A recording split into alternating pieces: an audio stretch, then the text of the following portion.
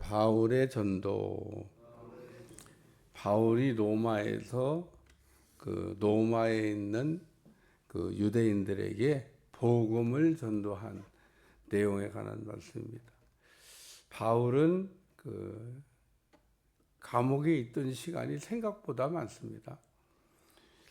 이렇게 자유롭게 하나님께서 이렇게 풀어놓으셨으면 바울이 복음을 더 많이 전했지 않았을까 이런 생각을 우리가 해볼 수도 있는데, 바울의 그 신앙 여정을 보면 갇혀있던 시간이 생각보다 많습니다. 그래서 좀 아쉽다 이런 생각이 듭니다. 베드로 같은 경우는 감옥에 갇힌 적이 있었는데, 베드로는 하나님께서 천사를 통해 가지고 자동문처럼 감옥문을 열고 나올 수 있게 해서 자유로운 상태에서 복음을 전하게 되는데, 바울은 죄수의 몸으로 이렇게 있었기 때문에 로마 감옥에, 빌립보 감옥에 갇힌 적도 있고 로마 감옥에도 갇힌 적이 있고, 갇혀있던 바울이 그러면 복음을 못 전했냐? 바울이 이렇게 갇혀있는 상태에서도 복음을 이렇게 잘 전했습니다. 오늘 사도 바울이 약간 변명하는 내용도 이렇게 기술이 되어 있고, 또 로마에 있는 유대인들에게 복음 전한 내용도 들어있는데, 바울이 한마디로 이스라엘의 소망으로 말미암아 내가 이 쇠사슬에 매인 바 되었다 그러면서 20절에 보면 내가 왜 지금 그 로마의 죄인으로 왔냐, 앞에 내용은 그 변명한 내용이고, 로마 사람들도 자기 신문했는데 죄가 없어 석방하려고 했지만은 유대인들이 자기를 죽이려고 해서 로마까지 오게 됐다, 이런 얘기를 설명하는 거고, 간단하게 자기가 이런 어려움 당는 내용을 이스라엘의 소망으로 말미암아 예수님 때문에 내가 이렇게 어려움을 지금 겪고 있다, 그 얘기를 하는 겁니다. 유대인들은 예수님을 메시아로 받아들이지 않았습니다. 근데 바울은 역시 마찬가지로 예수님이 유대인들이 기다리던 이스라엘 소망, 메시아라고 생각 안 했는데 다메섹에서 그 예수님을 만나면서 예수님이 이스라엘의 소망이었구나라고 하는 것을 깨닫게 됐다고 하는 말씀입니다. 이스라엘 사람들은 구약 성경을 믿습니다. 구약 성경에 보면 특별히 선지자들이 메시아가 올 거를 예언했는데 예수님이 오셨는데 못 알아본 겁니다.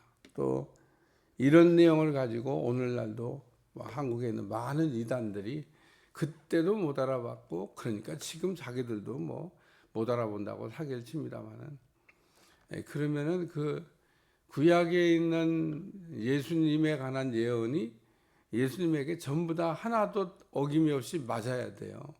그래서 그거를 맞다고 정리한 복음서가 마태복음입니다.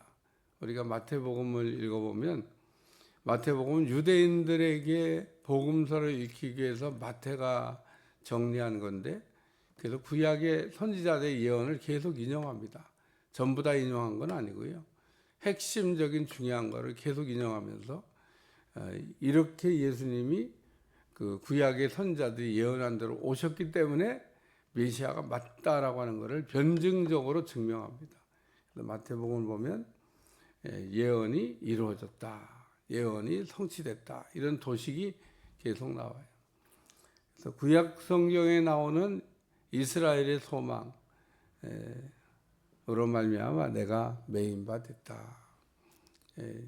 이스라엘 소망인 예수님이 이 땅에 오셔서 우리에게 그리스도가 되셨다, 그 얘기를 지금 간단하게, 로마에 있는 사람들은 불신자가 아닙니다.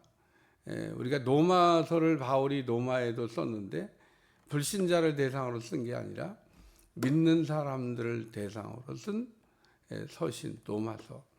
그래서 로마서는 이미 유대에서 예수님을 잘 믿고 있는 사람들에게 어떻게 보면 어떻게 우리가 믿을 것이냐, 어떻게 살 것이냐, 이 두 가지의 핵심 내용을 가지고 그 믿음의 성도들의 믿음을 자라게 하기 위해서 정리한 서신 로마서.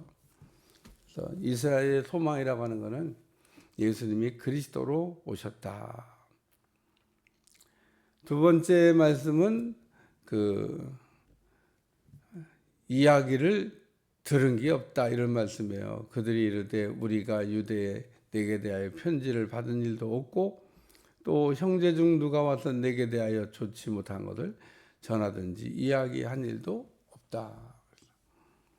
그렇게 바울을 죽이려고 예루살렘에서 따라다니면서 난리치던 사람들이 로마에는 아무런 소식을 안전한 겁니다.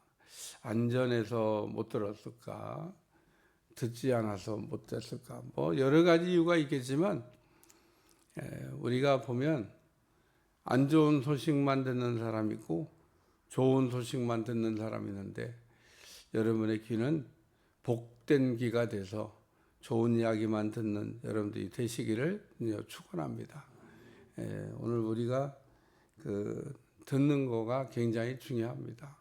어떤 사람 보면 매일 그냥 나쁜 얘기만 하고 나쁜 얘기만 듣고 그런 사람이 있어요.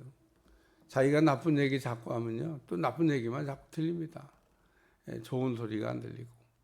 그런데 우리가 이게 세상에서 이제 나는 소리를 이렇게 들어보면 좋은 소식도 있고 나쁜 소식도 있어요.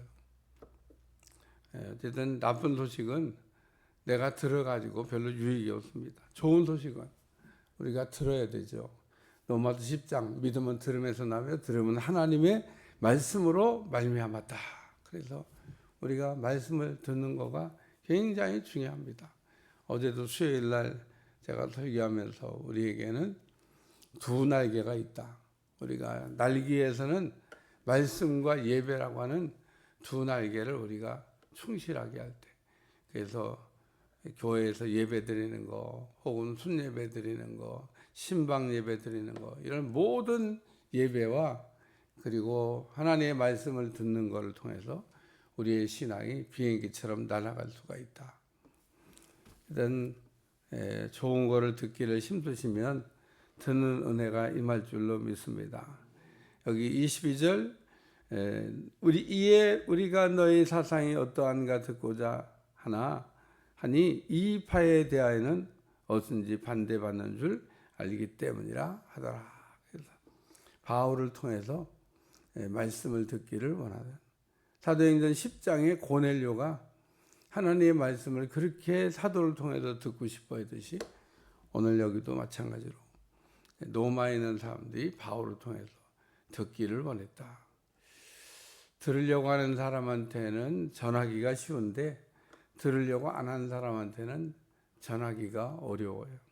로마에 있는 사람들이 마음이 열려져서 들으려고 했기 때문에 바울이 로마에 있는 사람들한테 편안하게 말씀을 전했을 거다. 이런 생각이 듭니다.